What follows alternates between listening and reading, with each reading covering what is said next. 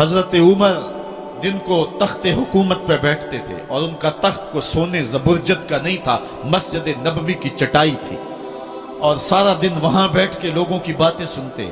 और जब रात के अंधेरे गहरे होते उमर भेष बदल के मदीने की गलियों का गश्त करते। कहा तुम्हारे घर से धुआं निकल रहा है और बच्चे रो रहे हैं, उनको खाना क्यों नहीं देती? कहने लगी उमर की जान को रो रही। उमर के पांव तले से जमीन निकल गई। कहा क्या हुआ? कहा 3 दिन से हमारे यहाँ खाने के लिए कुछ नहीं है, रोजाना बच्चे रोते हैं और मैं हंडिया के अंदर पत्थर डाल करके नीचे से आग डालती रहती हूँ कि बच्चे इंतजार कर करके सो जाएंगे, कम वक्त सो भी नहीं रहे और वो पत्थर पकेंगे भी क्या, और मैं उमर की जान को रो रही हूँ। हजरत उमर का कलेजा दहलने लगा। फौरन पलटे वापस बैतुल माल में आए, घी का एक कनस्तर लिया, आटे की बोरी ली, मिर्च मसाला जात बहुत कुछ उठाया, अपने कंधे पे रखा, बोरी अपनी कमर पे लादी। उमर बैतुल माल से निकले तो आपके खादम असलम ने देख लिया, आगे बढ़ा, कहा मेरे आका मैं उठाता हूं। उमर की आंखों में आंसू है। कहा असलम कयामत के दिन मेरा बोझ उठा लोगे? कहा कयामत के दिन तो अपना अपना बोझ उठाना पड़ेगा। कहा उमर को आज अपना ही उठाने दो। हजरत उमर वो घी का कनस्तर और वो आटे की बोरी सर पे उठाए हैं और उस खातून के घर जाते हैं और दस्तक देते हैं। वो जब देखती है उसकी जान में जान आ जाती है। कहा जल्दी जल्दी आटा गूंदो, और उमर सब्जी काटने लग जाते हैं। हजरत उमर रज़ी अल्लाह ताला अन्हो सब्जी तैयार कर देते, उधर आटा गूंद जाता है और फिर ऊपर चूल्हा रखा जाता है, चूल्हे के अंदर आग रखी जाती है, वो खाना पकाने लगती है, आग बुझती है। तारीख ने लिखा है आग बुझने लगती है, उमर झुक करके फूंके मारता है। उमर झुक झुक के फूंके मारता है। खाना पक गया और बच्चों के सामने खाना रख दिया, बच्चे खा रहे हैं। अब बच्चे रो रो के निढाल हो चुके थे। हजरत उमर अपने हाथों को और अपने घुटनों को और अपने पांव को जमीन पे लगा के, जिस तरह बकरी का बच्चा चलता है वेड़े के अंदर, कभी इधर चलते हैं कभी इधर चलते हैं, ताकि बच्चे मुझे देख के खुश हों और दिल में कहते उमर जितना रुलाया है अब इतना हंसाना भी पड़ेगा। तो कभी उमर अमीरुल मोमिनीन, ये मैं किसी आज के जो है वो लोगों के वोटों पे मुंतखब होने वाले हुक्मरान की कहानी नहीं सुना रहा, मैं उस उमर की कहानी सुना रहा हूं जो 23 लाख मुरब्बा मील का हुक्मरान है, आधी दुनिया का बादशाह है। हजरत उमर जो है जिस तरह बकरी का बच्चा चलता है, इस तरह अपने हाथ और अपने घुटने जमीन पे टेक करके जो है वो इस तरह चलते हैं। बच्चे उमर को देख के मुस्कुराते हैं। जब बच्चे मुस्कुराने लगे तो हजरत उमर ने उस खातून से कहा बुढ़िया उमर को माफ कर दे। उसने कहा तू इतनी हमदर्दी क्यों करता है? कहा उमर बेचारा बड़ा फंसा हुआ है, फिक्र है उसको यरमूक को, फुस्तात हुलवान की, जब फतह है मिस्र तो तैयारी है ईरान की, आते जाते वफद से मुलाकात भी करता होगा और शब को मालूम हालात भी करता होगा, कांटों में उलझी हुई बेचारे की जान है, नींद उसको भी आती है, आखिर वो इंसान है, मेरी बहन उमर को माफ कर दे।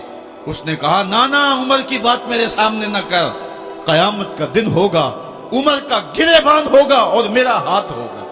जब उसने ये बात कही तो उमर बर्दाश्त न कर सके, बच्चों की तरह बिलक बिलक कर रोने लगे। कहा वो बदनसीब उमर तेरे सामने है, आज ही कहला जो कहना है, कयामत के दिन मुझे माफ रखना। उसने कहा तू उमर है? कहा बदनसीब उमर तेरे सामने खड़ा हूं। मेरे उमर कहते हैं अगर दजला के किनारे एक बकरी का बच्चा भी प्यासा मर गया उसका हिसाब भी उमर से लिया जाएगा।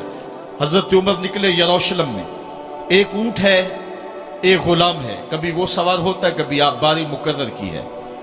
जब करीब पहुंचे यरूशलेम के तो उमर की बारी नकेल पकड़ने की और गुलाम की बारी ऊपर सवार होने की आ गई। गुलाम ने कहा आका मैं मर्जी से अपनी बारी छोड़ता हूं, आप आ जाएं, दुश्मनों के मफतूहा इलाके में आ रहे हैं, ताजा ताजा इलाका फतह हुआ है, इस्लाम की शान व शौकत जाहिर हो।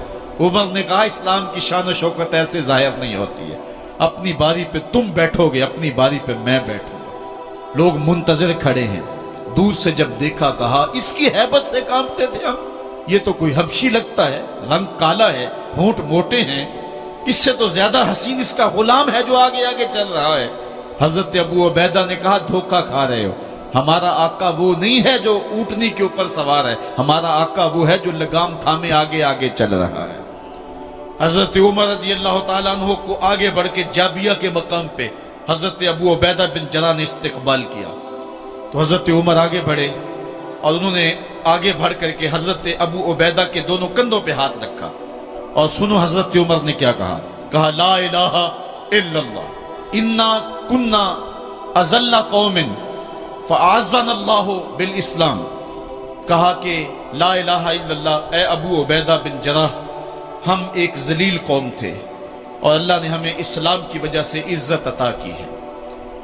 اور میں تمہیں ایک تاریخ ساز بات کہنے لگا ہوں، اور وہ یہ ہے کہ جب تک ہم اس عزت والے اسلام کے دامن کو تھامے رہیں گے ہماری عزت قائم رہے گی، اور جب اسلام کے علاوہ کسی اور جگہ سے عزت ڈھونڈیں گے تو رسوا کر کے رکھ دیے جائیں گے۔ یہ ہے وہ خلاصہ جو حضرت عمر نے امتوں کے عروج و زوال کا بیان کیا ہے۔ اس امت کو جو خیرات ملی ہے تخت و تاج کی، وہ پینٹاگون سے نہیں ملی، وہ واشنگٹن سے نہیں ملی، وہ وائٹ ہاؤس سے نہیں ملی، وہ محمد عربی کے جوڑوں کا صدقہ ملی ہے۔ اس لیے جب ہم نے اسلام سے انحراف کیا، پاکستان حاصل کیا گیا تھا، پاکستان کا مطلب کیا؟ لا الہ الا اللہ۔ ہم نے اس نعرے کو چھوڑ دیا ہوا ہے، ہم نے انحراف کر دیا ہے۔ آج ہماری نظریں مغرب کی طرف لگی ہے کہ تخت و تاج اس سے نصیب ہوتے ہیں، اور دنیا کے اوپر ہم رسوا ہو کے رہ گئے۔ ہماری پستی، ہماری زبوحالی، ہماری ذلت کا سبب یہ ہے کہ جس جگہ سے ہمیں عزت ملی تھی ہم نے وہ مرکز ہی چھوڑ دیا ہے۔ اس مرکز حیات کو، اس مرکز زندگی کو، اس مرکز عزت کو ہم نے چھوڑ دیا ہے، اور دنیا کے اوپر ہم رسوا ہو رہے ہیں۔ انہی حضرت عمر کی کہانی ہے۔ وادی تہامہ سے گزر رہے تھے کہ بچوں کی طرح بلک بلک کے رونے لگے۔ کہا عمر جوان آدمی ہو اور بچوں کی طرح بلک کے رو رہے ہو؟ کہا تم نہیں جانتے، مجھے بچپن کی کہانی یاد آ گئی۔ کہا کیا کہانی ہے؟ کہا یہی عرض تہامہ تھی، میرے باپ خطاب نے مجھے 5 اونٹ دیے تھے، کہا انہیں لائن میں کھڑا کرو سیدھا۔ میں آگے والا سیدھا کرتا تھا، پیچھے والا ٹیڑھا ہو جاتا، پیچھے والا سیدھا کرتا، آگے والا ٹیڑھا ہو جاتا۔ میرے باپ خطاب نے مجھے بڑا مارا۔ کہا ایک عرب کے بیٹے ہو کہ تم سے 5 اونٹ لائن میں کھڑے نہیں ہوتے؟ کہا ایک زمانہ عمر پہ وہ تھا کہ اس سے 5 اونٹ لائن میں کھڑے نہیں ہوتے تھے، اور آج شرق سے لے کر غرب تک 23 لاکھ مربع میل کی حکمرانی، اور انسان بھی لائن میں کھڑے ہیں۔ یہ محمد عربی کے جوڑوں کا صدقہ نہیں ہے تو اور کیا ہے؟ عمر سے تو 5 اونٹ لائن میں کھڑے نہیں ہوتے تھے۔